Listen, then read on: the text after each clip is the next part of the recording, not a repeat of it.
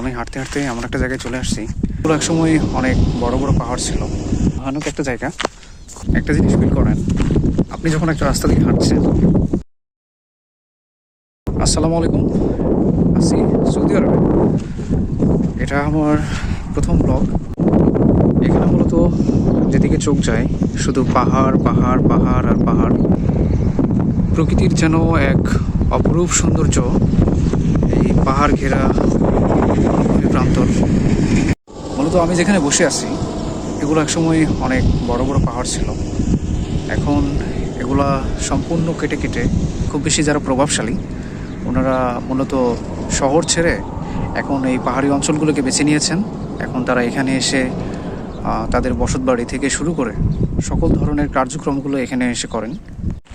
এটা একটা গ্রামের রাস্তা, আর এই সময়টা হলো বিকেল টাইম। আর বিকেল টাইমে গ্রামের রাস্তাটা অনেক বেশি ব্যস্ত থাকে। মূলত সারাদিনের পর তারা বলতে পারেন সারাদিন প্রচণ্ড তাপমাত্রা, ওনারা সন্ধ্যার পরে বের হন।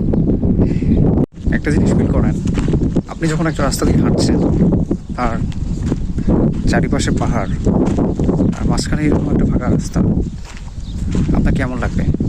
আমার পিছনে জায়গাটা একটা খোলা প্রান্তর, একদম ফাঁকা, মরুভূমির নাই। এখানে মূলত উট চাষ করা হতো। পাশে একটা রুম আছে থাকার, পাশে পানির ব্যবস্থাও করা ছিল, কিন্তু এখন আর এই জায়গাতে কোনো কিছু থাকে না। মূলত এই সাইডগুলো এখন ইন্ডাস্ট্রি এরিয়ার জন্য বরাদ্দ করা হয়েছে। এখানে ভবিষ্যতে হয়তো কোনো কারখানা বা কোনো ধরনের কোনো কিছু তৈরি করতে পারেন।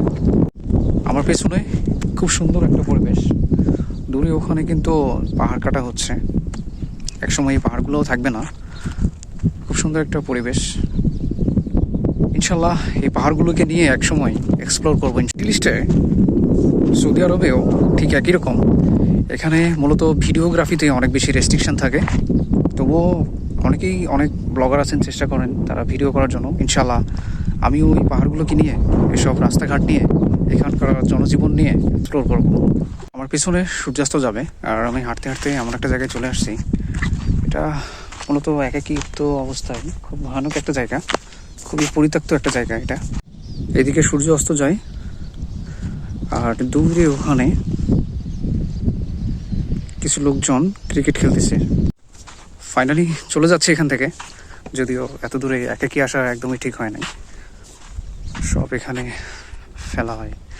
মূলত এটা একটা রেস্ট্রিকশন এরিয়া, যদিও গাড়ির ছাপ আছে পায়ের নিচে, মাঝে মাঝে গাড়ি আসে, কিন্তু একাকি অবস্থায় এই জায়গাগুলোতে আসা একদমই ঠিক না। সবাই ভালো থাকবেন, সাথে থাকবেন। ভালোবাসা অবিরাম।